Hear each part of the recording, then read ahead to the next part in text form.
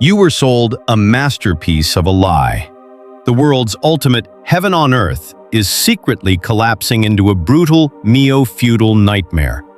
Millions are choking in an inescapable cage of debt while their brightest minds desperately flee. How did paradise become a dystopian trap? The terrifying truth changes everything. We were all sold a masterpiece of a lie. For decades, we were conditioned to believe that if there were ever a place that perfectly mirrored heaven on earth, it was Canada. They painted a flawless canvas: universal healthcare, majestic landscapes, a top-tier GDP per capita, and a standard of living that left the rest of the globe drowning in envy. That was the great Canadian dream, a sacred promise of safety, boundless prosperity, and true equality. But open your eyes and look at the blood on the walls today. That promise hasn't just been broken, it has been violently shredded to pieces. You are currently witnessing a brutal, suffocating reality where nearly half of the Canadian population is fighting a losing battle, gasping for air as they live agonizingly from one paycheck to the exact same miserable paycheck.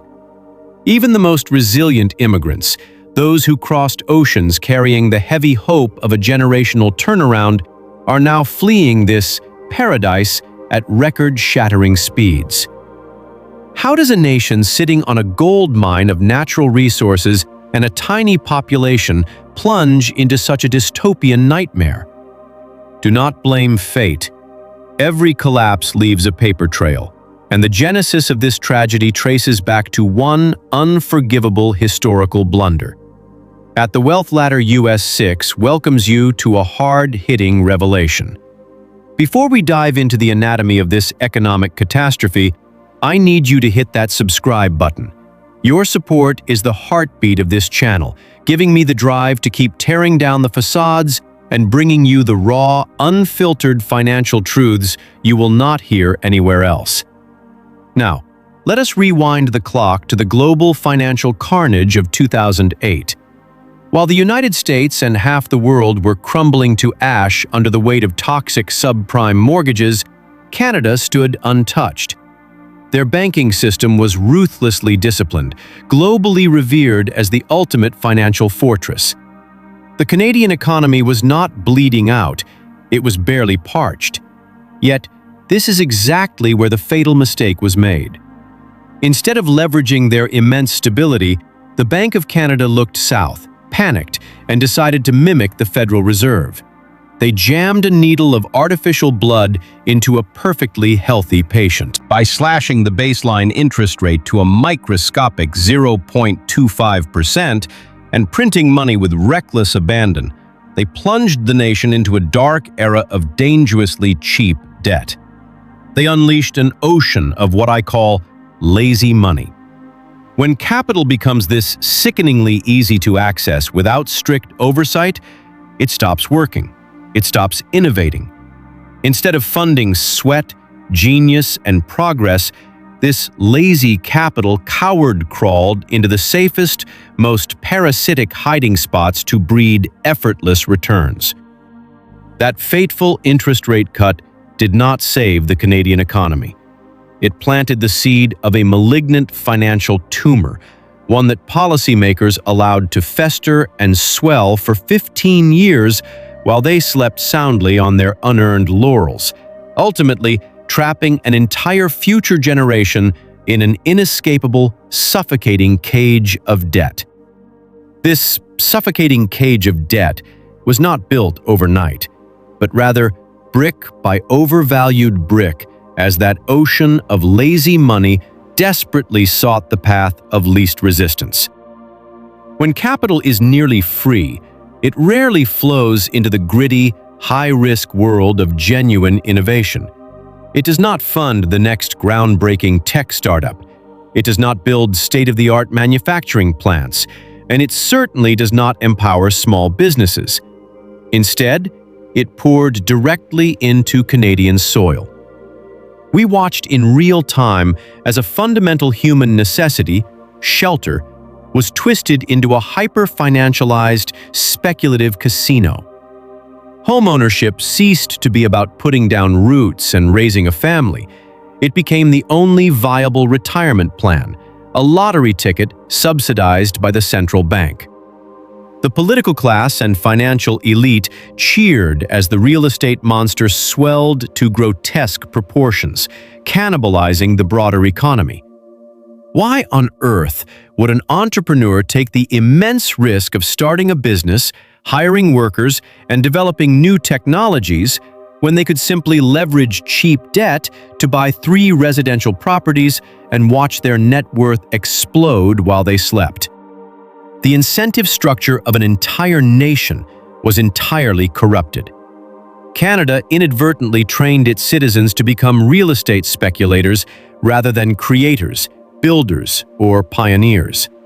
As a result, housing costs decoupled completely from local incomes. We are now looking at cities where the median home price is 10, 12, or even 15 times the median household income. This was not a natural market phenomenon. It was a policy-driven wealth transfer of historic proportions. It robbed the young and the ambitious to artificially inflate the balance sheets of those who simply happened to be born earlier. You have a scenario today where a doctor or an engineer, people who spent years mastering complex, vital skills, cannot afford to buy the very same modest suburban home that a high school dropout purchased on a single income 30 years ago. The psychological toll this takes on a society is profound and devastating. It breeds a quiet, simmering resentment. When hard work, education, and delayed gratification no longer yield a dignified life, the invisible social contract shatters. You are left with an economy where the most lucrative job in the country is simply owning a piece of dirt, a toxic paradigm that aggressively punishes productivity and rewards parasitic speculation. While ordinary citizens were distracted by the intoxicating illusion of their skyrocketing property values, the actual productive engine of the Canadian economy was quietly rusting into oblivion. Because all the capital was entirely absorbed by the real estate black hole, Canadian businesses were starved of the investment needed to compete on the global stage. If you look closely at the numbers, the reality is terrifying. Canadian labor productivity has completely flatlined, diverging wildly from the United States and other developed peers. Businesses here simply do not invest in research, development, or modern machinery. The capital expenditure per worker is a tragic joke compared to their southern neighbors, leaving the Canadian workforce deeply unequipped to generate wealth in a fast-paced, tech-driven 21st century. But the rot goes much deeper than just a lack of investment. This productivity collapse is fiercely protected by a heavily guarded system of corporate oligopolies. Canada is famously described as a handful of monopolies standing on top of a giant real estate bubble wearing a trench coat. Look at the vital arteries of daily life: telecommunications, banking, groceries, and airlines. They are all fiercely controlled by an elite cartel of mega corporations, shielded from international competition by archaic protectionist laws. Canadians pay some of the highest cellular and internet rates on the face of the earth, not because the service is superior, but because 3 massive telecom giants have captured the regulators and effectively outlawed true competition. The same applies to the grocery sector, where a few powerful families dictate the price of food, posting record-breaking profits, while ordinary families are forced to skip meals or rely on heavily strained food banks. There is no free market here. There is only a captive audience. These corporations have no incentive to innovate, lower prices, or improve customer service because they know the Canadian consumer has nowhere else to go. You are essentially watching the slow, agonizing strangulation of the middle class. They are being squeezed from the bottom by stagnant wages in a low-productivity economy and crushed from the top by extortionate living costs dictated by monopolies. It is a rigged game where the referee is on the payroll of the reigning champion, leaving the average citizen as nothing more than livestock to be financially milked until there is absolutely nothing left. To mask this catastrophic decay in genuine economic output and keep the charade alive, those in power pulled the ultimate sleight of hand, turning human hope into a mere statistical bandage. When your productivity is falling and your actual wealth creation is dead, the only way to prevent the headline gross domestic product from officially crashing into a recession is to artificially pump up the population. Over the last few years, the Canadian government opened the floodgates to mass immigration at a velocity rarely seen in modern history, bringing in millions of new residents, international students, and temporary workers. They sold this to the public as a noble, progressive endeavor, a testament to Canada's multicultural generosity. Do not let the altruistic marketing fool you. This was a calculated, cold-blooded economic maneuver designed to suppress wages and artificially prop up consumer spending and housing demand. You cannot import a city the size of Calgary every single year without building the hospitals, the highways, the schools, and the housing required to sustain them. The result is a humanitarian and infrastructural catastrophe. The very immigrants who sold everything they had, leaving behind their families for the promise of a better life, are stepping into a trap. They arrive with dreams of prosperity, only to find themselves packed 12 to a basement, working grueling, low-paying gig economy jobs just to afford a fraction of the life they left behind. Simultaneously, this influx acts as a devastating weapon against the domestic working class. Corporations no longer have to compete for labor by offering better wages or benefits. They have access to an endless, desperate supply of imported labor willing to accept the bare minimum.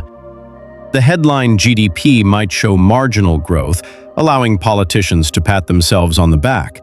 But the GDP per capita, the actual metric of individual wealth and standard of living, is plunging in a straight line downward. It is an economic illusion of the highest order. The country is getting poorer on a per-person basis, yet the absolute size of the pie is growing just enough to obscure the fact that everyone's slice is shrinking to starvation levels. This exploitation of human capital to hide systemic economic failure is not just reckless, it is profoundly immoral, setting the stage for a catastrophic social fracture. When you finally strip away the inflated property assessments and the bloated population statistics, what remains is a deeply fractured society standing at the absolute edge of the abyss. Canada has transformed from a beacon of upward mobility into a neo-feudal state where your quality of life is determined entirely by whether or not you bought property before 2015. We have reached a heartbreaking point of no return, where the brightest minds in the country are refusing to participate in this broken system. We are witnessing an unprecedented brain drain.